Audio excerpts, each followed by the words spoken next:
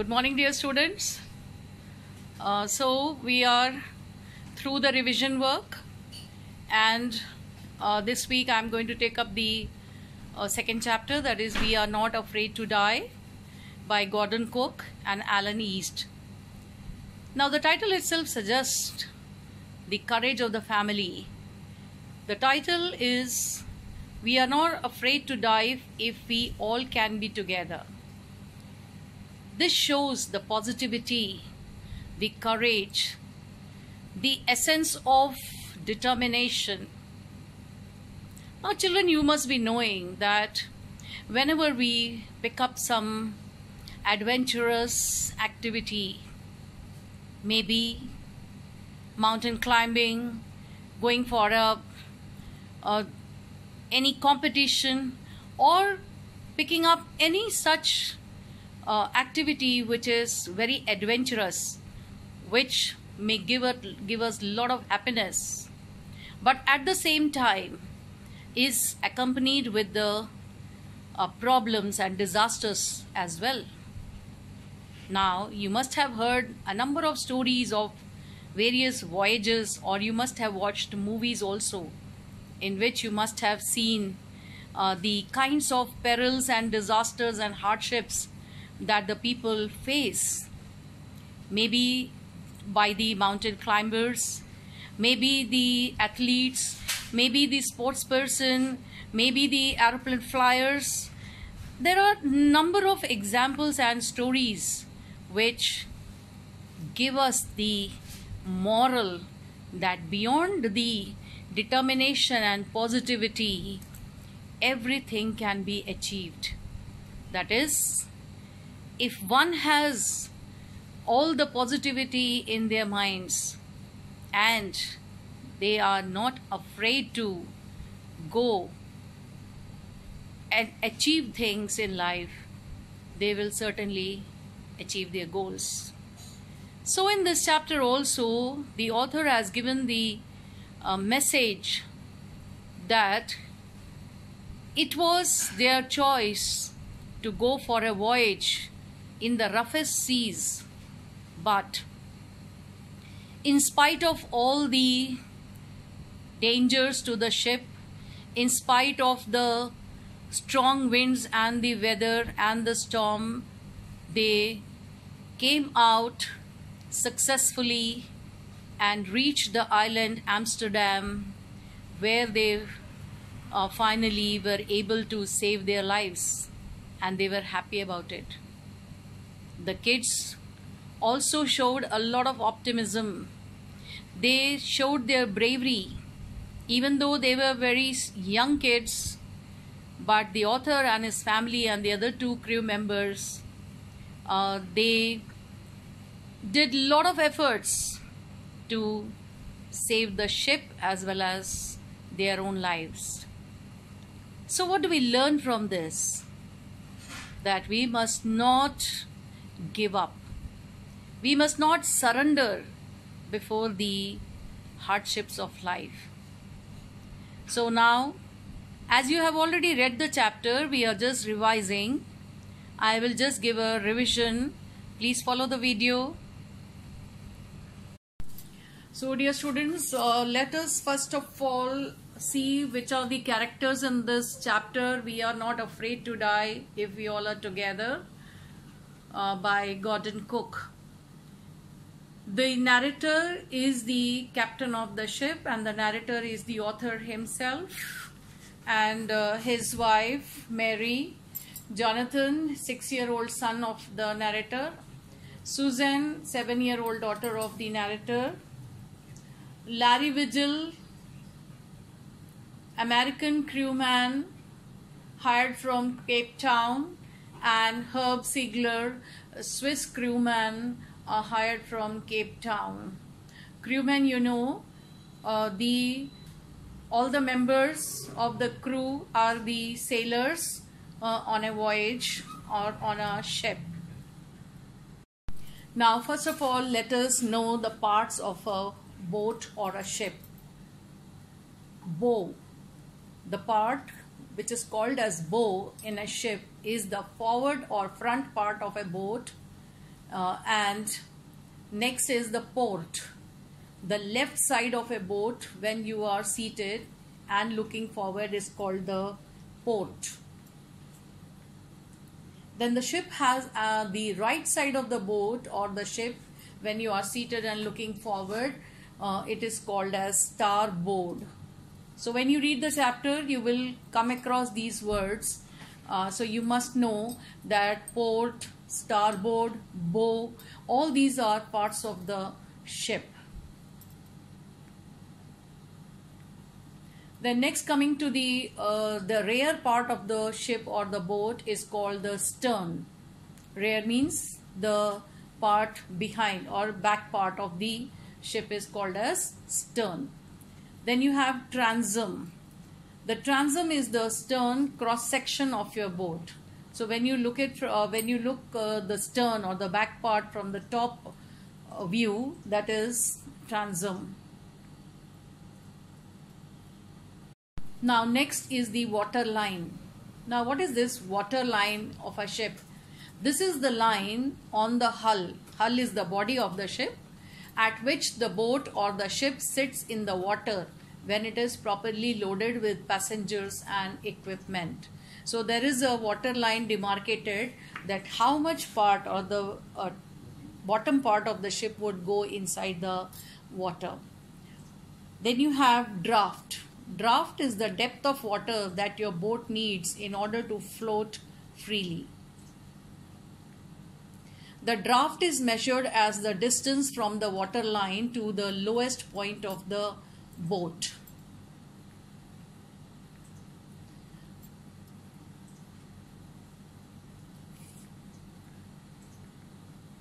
Freeboard. Freeboard is the distance from the water line to the lowest point on your boat's deck. Propeller, also known as the prop. The propeller rotates underwater to power your motorized boat forward. Now these are the word meanings or the important words related to a voyage or sea journey that you shall find in the chapter. That is, voyage itself means a sea journey. Set sail, started a sea voyage. To start a voyage is called as set sail. Seafaring, traveling on the sea. Wave walker, it was a 23-meter long boat, 30-ton wooden hulled beauty. Hulled, as I told you just a few minutes ago, hull is the body of the ship. So Gordon Cook had built along with his wife a wooden 30-ton wooden hulled beauty, that is the ship, and it is the name of the ship, Wave Walker. Crewmen, men working at the ship. Gales, extremely strong winds. Mast. Mast is a tall pole in the ship that supports the sails.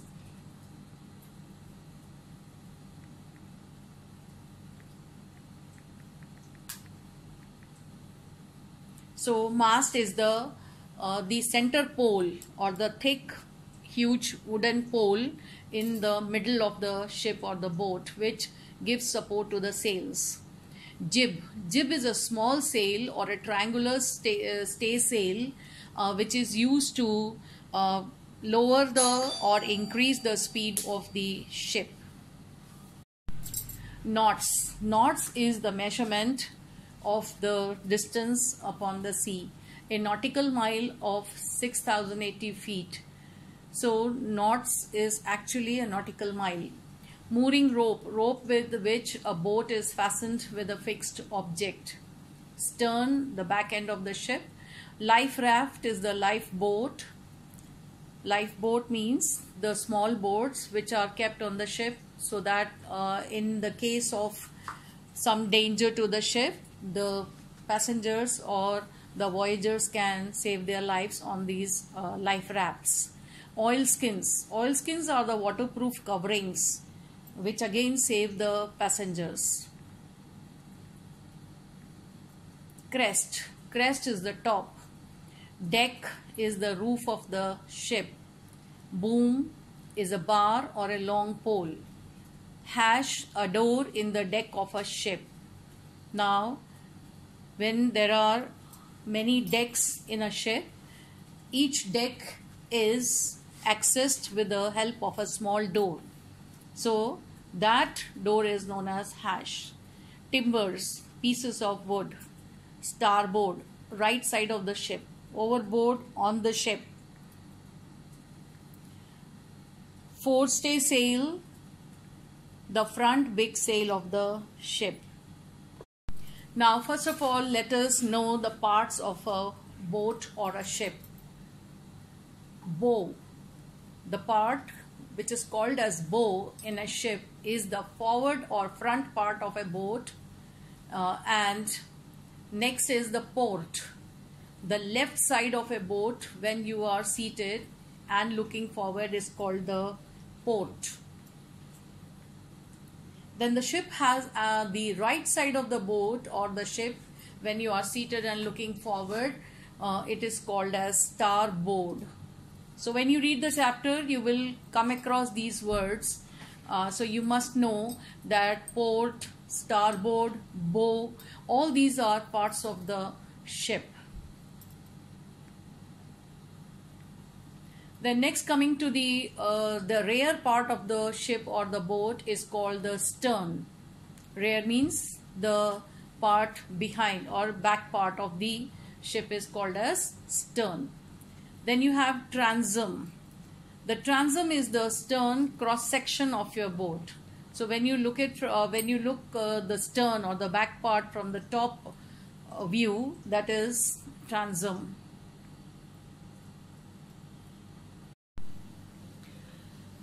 So now you all are acquainted with the word meanings and the parts of the ship. Now let us take a look at the main points of this chapter. You have already read this chapter, and we are just going to recount all the main points of the chapter. As you know, the author had started his voyage from Plymouth, England in July 1976. Now the weather was very good and there were cheerful days because they did not face any problem during their voyage in the beginning. From England via west coast of Africa. So they were supposed to travel via west coast of Africa, and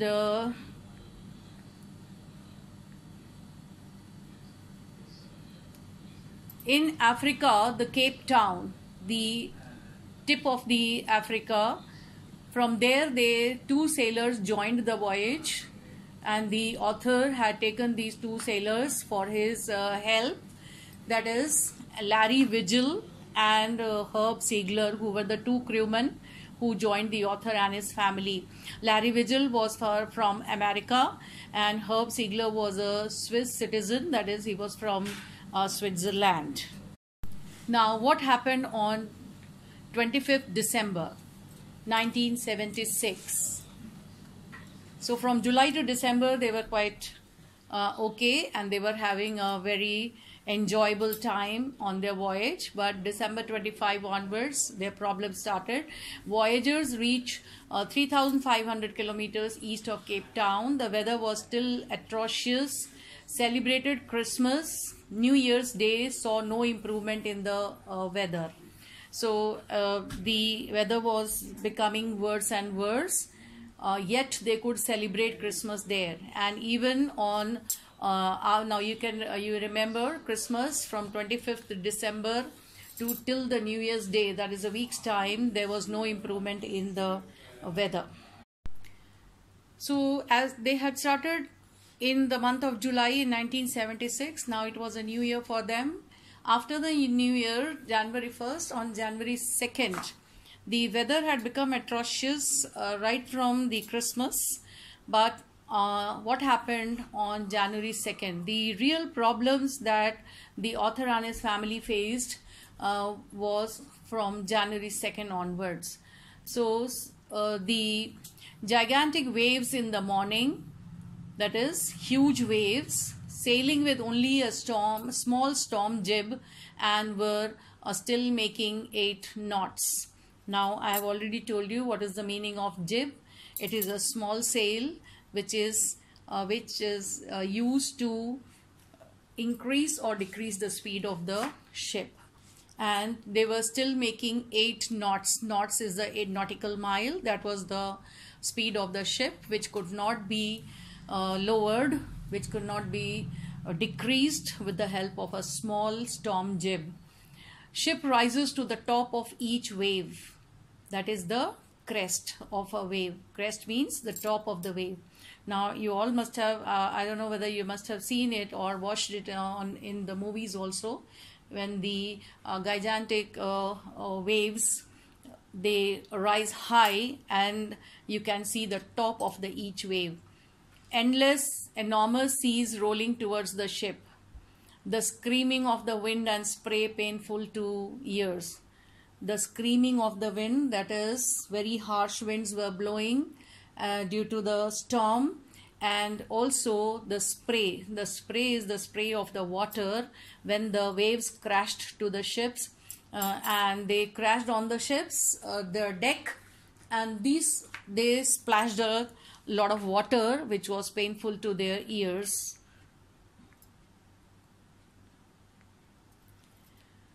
So finally, the family and the 2 crew members, Larry Vigil and Herb, they prepared to face the sea's fury. Fury is anger.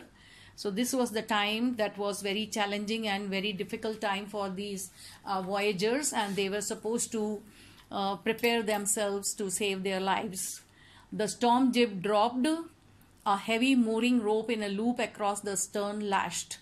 So these are the various efforts that they were doing to save the ship as well as all the crew members.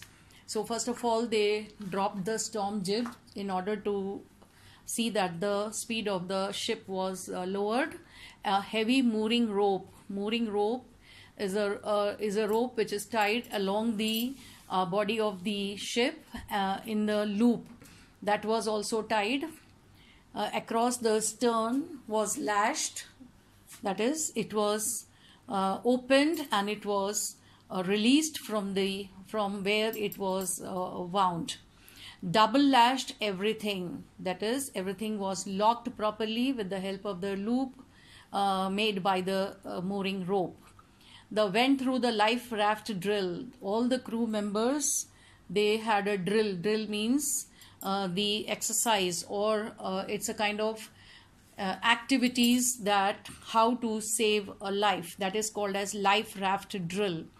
They exercised a kind of activity in which they were anticipating various kinds of actions that they would take if the wave struck the ship. Then they had the lifelines attached. Lifelines are the small boats, the life rafts, that is the boats which were attached to the body of the ship. Dund, oilskins and life jackets.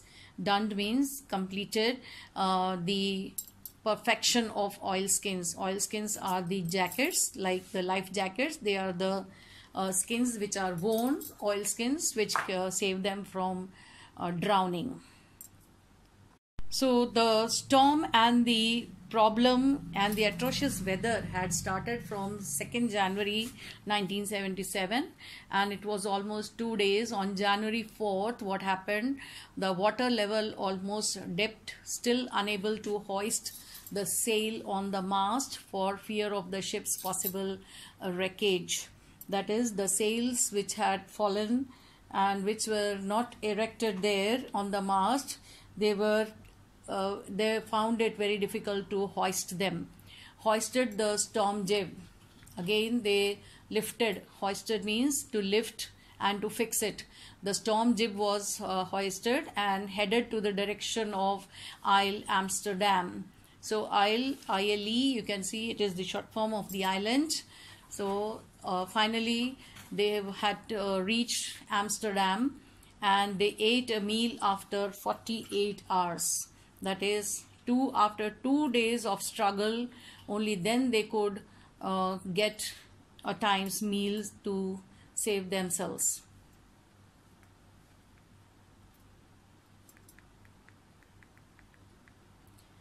Now, finally, on January 5th, they took a sigh of relief and they were safe on the island, Amsterdam. Weather became worse. Jonathan says, "Daddy, if we are all together, if we all are dying, we are not afraid to die." So that is the title of the chapter. That is the experience of the author and his family members who had really faced death on their voyage due to the storm, and therefore Jonathan, he consoled his father. He told his father that if they all were dying together, they were not afraid to die. That means if they are all together, they are not afraid to die. This shows the sense of bravery, sense of courage in the child's mind. More water flowed inside the ship. Sue made a caricature and showed it to the parents to laugh for a while. That is, this was another way of the author's daughter Suzanne, who was called Sue lovingly, and she made a caricature. Caricature is a cartoon. She made a cartoon of her parents and her family, that is her brother, her mother and herself. She made a cartoon and made a card to show it to her father so that they could be out of a serious situation mentally, and they were feeling a little relieved. Then the narrator went to sleep after predicting the ship reaching Isle Amsterdam. So finally, the author, who had navigated the ship in the direction of the island Amsterdam, he finally felt comforted and also motivated by his daughter and son, who seemed to be brave, even braver than, more courageous than the parents. The parents had lost hope that they will not be able to save themselves either, or the other crew members or their children. But the children were very active, alert, and they showed a sense of courage at this time of difficulty and hardship. And this gave the motivation to the narrator also, who navigated the ship finally towards the island Amsterdam. And before 6 p.m. the ship reached Isle Amsterdam as predicted by the narrator.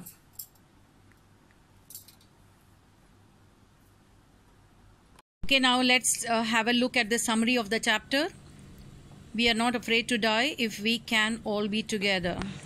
The narrator and his wife plan a voyage around the world just like famous Captain James Cook.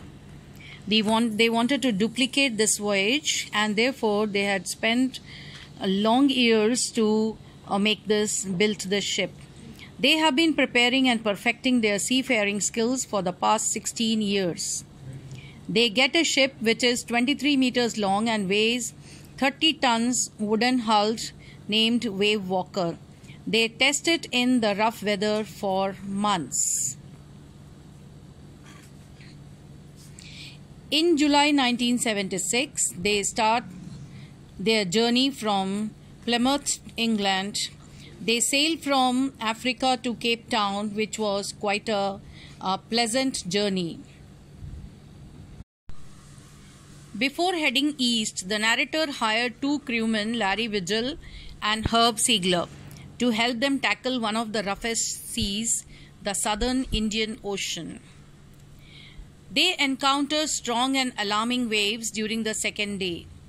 By December 25th, they all managed to reach 35,000 kilometers east of Cape Town. The family somehow manages to surpass the bad weather and celebrates Christmas together. The weather changes for the worse, and on January 2nd, the big waves hit them. They try to slow the ship down by dropping storm jib and hit a heavy mooring rope in a loop across the stern, but it does not help much. They carry their life raft drill, attach lifelines, don life jackets and oilskins. Later in the evening, a vertical and huge wave strikes the ship and the narrator is thrown off from the ship.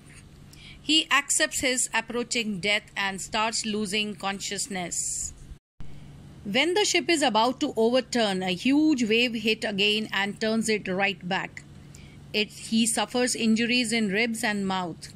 He grabs the guard rail and sails into the ship's main boom.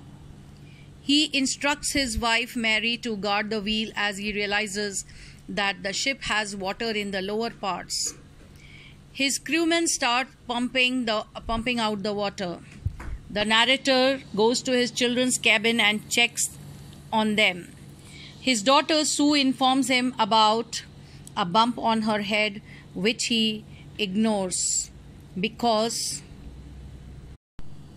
his major concern is to save the ship.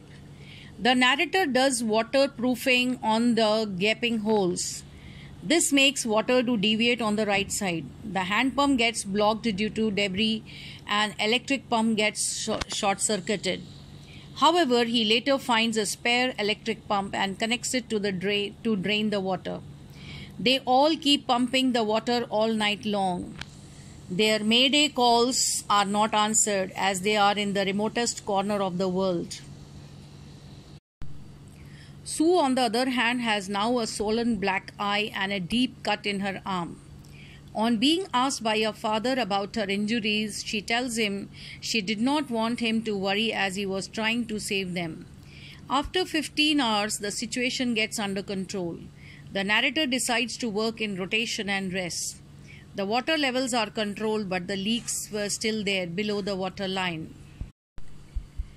The ship is in a bad shape now. It is not in a condition to reach Australia, and so they decide to reach the nearest island, Isle Amsterdam, a French scientific base. As their supporting engines were also damaged, the chances of the ship to reach the destination are low. After pumping the water out continuously for 36 hours, they took a sigh of relief.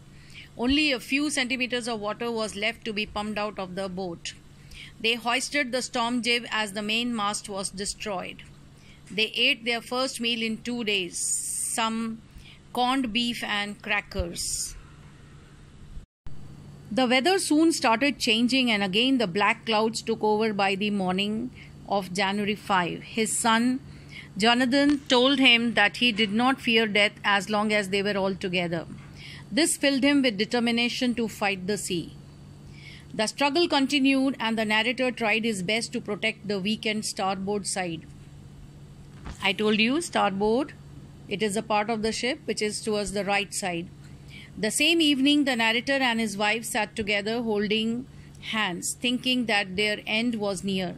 His children continuously supported him, which gave him moral support to keep going.